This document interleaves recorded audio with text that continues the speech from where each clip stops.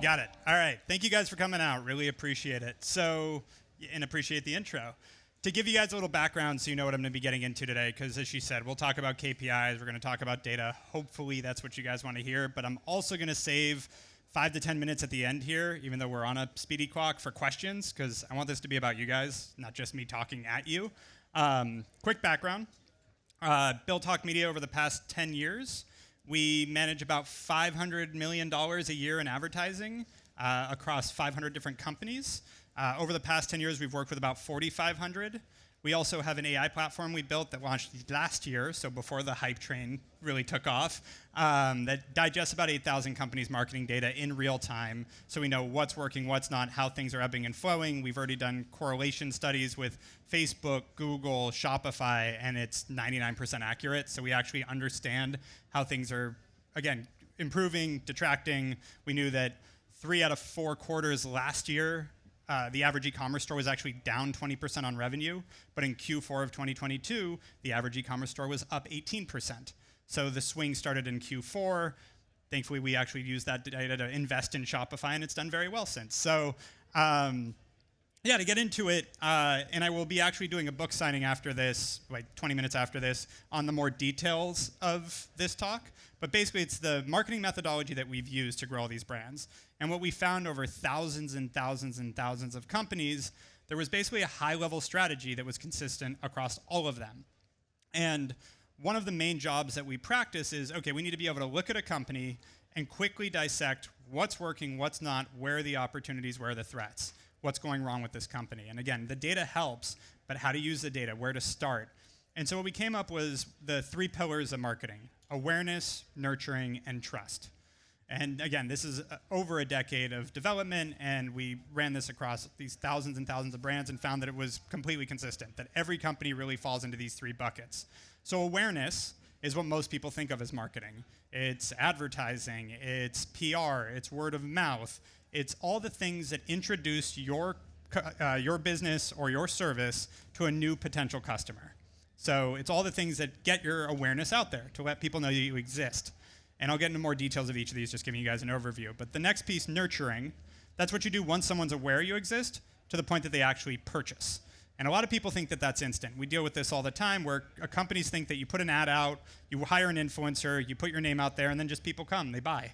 And that is not how it works. And again, I'm going to work with a lot of stats. They're really US-centric, so I want to be clear on that. We do a lot of work in the UK and frankly around Europe, but the data really is the majority US. So when I throw out numbers, that's where it's coming from. And the last piece, trust. 75% of consumers won't buy from a company they don't inherently trust, meaning somewhere along the line they have to find a reason to believe what you're selling. And different companies need different levels of trust. If you're selling t-shirts, you're not going to need that much trust. Is it going to fit me well? Is it going to hold together and not fall apart the first time I wear it? These are the kind of things you need to trust. If it's a vitamin that says it's going to cure cancer, probably need a little more validation than a Facebook ad. And so these are things you need to think about with your different businesses on how you're going to get that customer to convert. So going back to awareness. So again, awareness is how do you introduce your product or service to a new potential customer. And the real key point of this you have to think about is how you're getting in front of people. So I always like to use the initial example of Meta versus Google. So Meta, Facebook, or Instagram, great way to create new demand for your product. You're reaching people at a time when they're doing absolutely nothing productive. How many people here have a really productive practice on Instagram? There's always like one brave person to raise their hand, like an influencer or something. Oh, there we go, perfect. So there are a couple people, but the vast majority are not, and that's why I said 99%. There's a couple people in the crowd, maybe there's 200 total, we're good.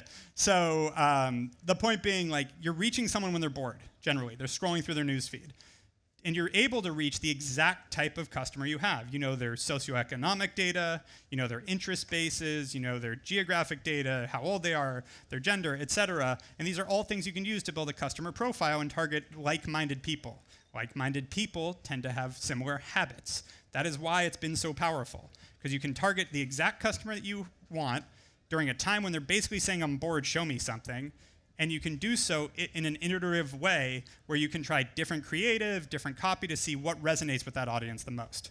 And that is why there's been a revolution on Facebook. The problem is it doesn't work with timing. What I mean by that is, what's a good example of this? Let's say DUIs, driving drunk, someone gets a ticket for driving drunk. To target, let's say I'm an attorney trying to target people that just got a ticket. Well, on Facebook, I guess the best I can do is maybe target people that like Jack Daniels and Mercedes. So like, there's really not a way to do great targeting there. On Google, on the other hand, if someone's searching for a DUI attorney, I can show up, and now I've got that customer. So on Facebook or Meta, we talk about it as creating new demand.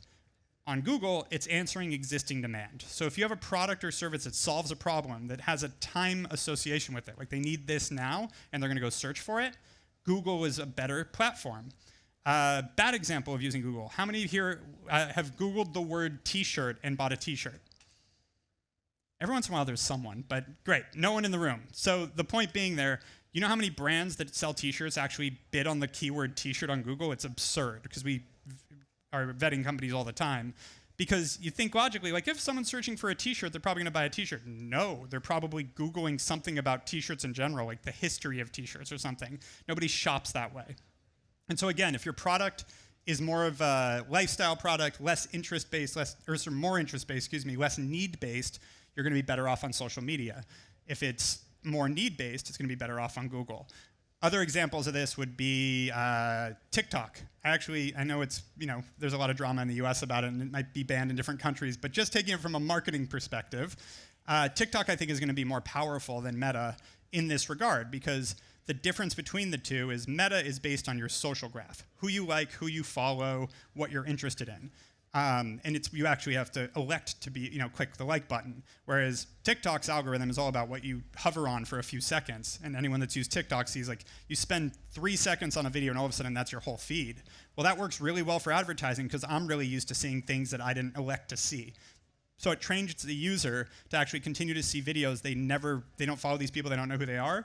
So when you get an ad from a random person, it's the same experience. So I really do, but we're already seeing parity. CPMs are exactly the same on Facebook and TikTok as of last week, meaning cost per 1,000 impressions, and the efficacy is actually getting higher and higher and higher. So I think there's gonna be, on a marketing perspective, interest there. Now taking the other side, let's take Snapchat. Problem with Snapchat, and again, this is all about the context in which your user is using it. Snapchat is still a lot more small groups, messaging individuals, going back and forth, which is why they've never really been able to crack that code on advertising at a large scale similar to the other platforms. Same thing with Twitter. You're going to specific feeds, you're talking to specific people. So when a random tweet from a brand pops up in your feed, you're not clicking it. That's not the experience and the use that they have there. Same thing with YouTube. We see tons of ad spend. It's the second largest search engine in the world. And the irony is YouTube ads pre-roll don't work. But the other side of this, in context like influencer advertising on YouTube works really well because you're not interrupting the video I'm trying to watch, which is what pre-roll does. You're just annoying people by interrupting the video they actually went there to watch. Instead, you're actually ingrained in that video. And so that's where you can actually get traction there. So this is really important when creating awareness. The last note on awareness, and then I'll get into nurturing, is it's really important to drive word of mouth. Still, that is the #1 driver of business and probably always will be. So when you're talking about all these advertisements, all this targeting, you're really targeting early adopters, people that are willing to see an ad, maybe do a little research and buy something. That's like maybe 15% of society. And so the other 85% generally wait to hear someone else tell them about it. And so you have to make that easy. And the most focused way that we use to do that is to create what we call a value statement, basically 5 to 7 words that explains your company so that that person can go explain it to someone else. So this is really important because everybody knows an elevator pitch, I believe. Like it's something that everyone talks about, but nobody has 30 seconds anymore.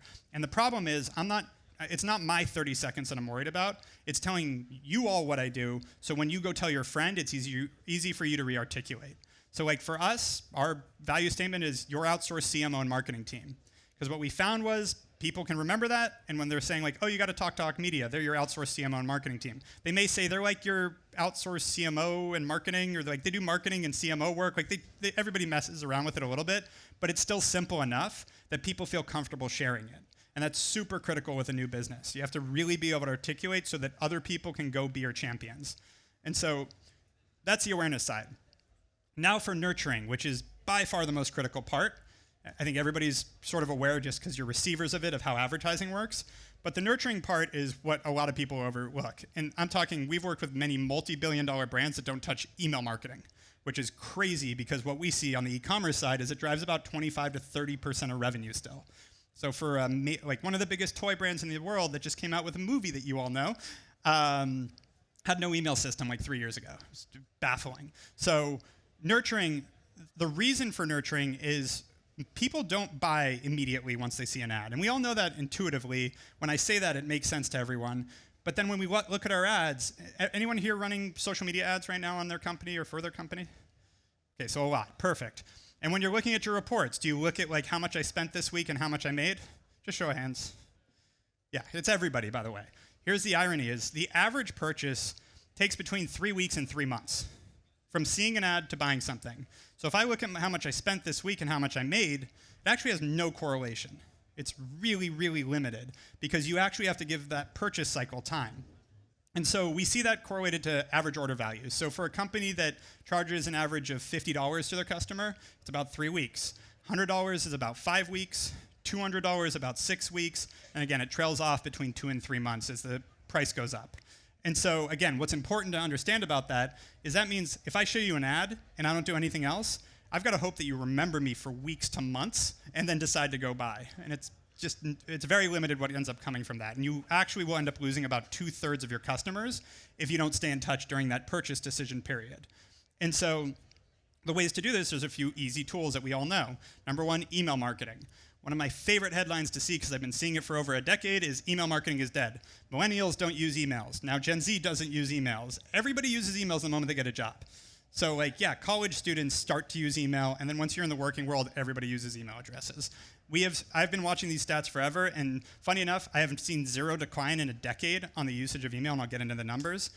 I saw a spike during COVID, and then it came back down. So I've seen a spike during COVID when everyone was stuck and bored and reading their emails, but it's still just gone back to normal. So the average open rate, at least in e-commerce, for email marketing is 15%. If you're doing better than that, you're doing better than the average. The average click-through rate, how many people click on it, is about 3%. So at scale, that can work out really well. And you can just build your email list. Once you own it, it's virtually free. I know there's pennies of cost, but it's not that expensive. And you can generate a lot of revenue. Again, 25 to 30% of your revenue over time can come from that space. What's really interesting is, and I actually don't know how the legality is playing out in Europe yet, but in the US, SMS marketing has become very prominent. And what's interesting about SMS is, so email marketing, 15% open rate on average, 3% click-through rate. Text messaging, 98% open rate versus 15. Now that's obvious. If you get a text message, you're going to open it. So like, I never think that's a crazy step. But what is crazy is the click-through rate, instead of 3%, is 30. So SMS marketing is 10 times as effective to drive people to your site as email marketing, which is just as effective as it was a decade ago. So that doesn't mean use SMS instead of email. It means do both and let people choose how they want to communicate with you. But it's very effective. Other ways to nurture and during that consideration period, well, ways to utilize email and SMS. Just stay in touch. The easiest thing, and probably most of you know, is just a drip campaign, a welcome series. So when they sign up, understand your purchase cycle. And so many people glaze over this, but if you understand that, it allows you to measure all of your marketing correctly. Because if you don't know it takes you 2 months to get a customer from the moment you advertise to them, you're going to run ads for a month, see no sales, shut them off. A month later, you're going to have a spike in sales, and you go, I don't know what happened. It must have been, it's probably this piece of press we got or something, because you're not tracking it right. So then you bring in email marketing. If it's 2 months, what I like to do is you send an immediate email once they sign up, welcome, here's some great things about us. And then I like to spread out somewhere between 5 and 6 emails, depending on how long it gets, over the course of the purchase cycle, reinforcing different reasons to buy. So it could be, here are our top sellers. Here's some press about us, and I'll get more into trust, but that third-party validation. Here's another reason to buy. Here's a discount. It depends on your brand. There's all different ways to communicate this, but different people are going to buy for different reasons, so try different things, and then the ones that work the best, move those forward to the front, because the whole idea here is accelerate that purchase cycle and also ensure a higher conversion rate. And so that's on the email side and SMS. The next piece, content. And a lot of data-driven marketers hate content because it is really, really hard, if not impossible, to gauge the exact ROI on it. I don't know how many people are reading my blog and then going buying. Like, you can see some click-throughs and you can maybe gauge it a little bit, but to get an exact science on it is almost impossible, if not impossible. So instead, you have to just understand that creating content is valuable. And the reason for that is how I think about content is a couple things. One, you're engaging your audience above and beyond a purchase decision. So by nature, if you're creating great content and bringing it back to your site, you're not saying just buy, buy, buy, buy, buy. You're finding other ways to create value, but getting them more engaged, which by nature, if you have a good product or service and are hitting the right people, will get more people to buy. At what level? That's what you have to find out. But how to create this content is really the critical part. And it really comes down to brand aspiration. What I mean by that is every company, every customer has an aspiration when they make a purchase of anything. And I don't mean that in a grandiose way. What I mean is, let's say you buy new socks because you have holes in your socks. That's an aspiration. You don't want to have holes in your socks, whether it's because they don't look good and you feel like you look bad with holes in your socks, or it's uncomfortable. You're aspiring to be comfortable. You're aspiring to be fashionable. Like, that's the idea. If you aren't aspiring for anything, you're not going to make a purchase. You're not going to spend money. You buy some French fries today because you wanted something that tastes good or you were hungry. Like, these are all aspirations. And so when you're creating content, you want to create content that helps also serve the same aspiration as your product or services providing. So back to the holes in your socks. If it's you think, excuse me, people are buying it more because of comfort, then do a lot of content on how to get comfortable, how to sleep well, other things that could be comfortable, like just have a more comfortable brand and content strategy. If it's more about fashion, talk about top fashion tips, talk about looking good, talk about even diet tips, all these different things that make people feel like when they're reading your content, they're getting that same aspiration. I'm gonna look better because I'm engaging with this brand. All these things help you build more of a relationship with your customer, and again, drive higher conversion and higher lifetime value because people will want to come back. They'll feel good about your brand. And the easiest way to design this is think of your brand as a person. Like, name that person, talk about their biography, talk about who they are, what they like, everything, so that when you're creating the content, when you're designing your brand, it's all, would this person do that? It makes it really consistent. It's a really easy way to do it. The other piece of content that's really critical, we talked about word of mouth. People are much, much, much more likely, to send someone a piece of content they really enjoy than a product page. So a page with a pair of socks on it versus top 10 fashion tips, they're easily going to share that fashion tip. So you get that word of mouth juice as well, which is super valuable. And there's a lot of other ways to help with conversion. Referral programs, loyalty programs, all these things help drive lifetime value, drive higher conversion, and again, need to be a main focus. I also lost time, just want to make sure I'm on time in the back. The last piece is trust, which I'd say is synonymous with brand. So when you're a new brand, you have no trust. No one's heard of you. So I can stand up here and again, tell all of you that I actually have a pill in my bag over there that will cure cancer. How many are here taking it right now? Exactly, and I'm even on stage at the Next Web. I have some credibility right now, and still 0 people are going to take that pill. So, and that goes for anything. If you're making promises that nobody knows who you are, it means nothing. And as a brand, lots of people go, and they approach us all the time. Our first strategy is going to advertise on Facebook. We're going to tell everyone how great our shoes are. It's like, great, you're saying how great your shoes are. Your mom proud of you? Okay, good, congratulations. And so the initial way to get that brand trust is third-party validation. We've all seen it. So show of hands here, who shops on Amazon here? Great, perfect. And who here at least once has looked at the reviews or the stars on Amazon when they shop there? Great.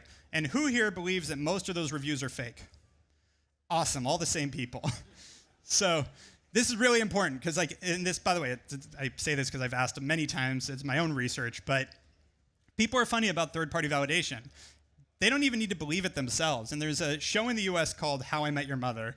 And I don't know if it's come over here or not, but they're great. I see a lot of nods. So Barney, the main character's name is Ted, and it's all a bunch of stories about how he met different girls. Barney is his best friend, kind of a womanizer, always trying to help him meet girls. And so he goes up to random girls in bars. His favorite way to get Ted to meet girls is to walk up to random girls and go, "Hey, have you met Ted?" And every time Ted shakes the girl's hand, they start talking, and it breaks the ice. I mean, they don't know who Barney is, but this guy just validated this other guy, and I got some third-party validation, so it's enough trust to at least talk to the guy.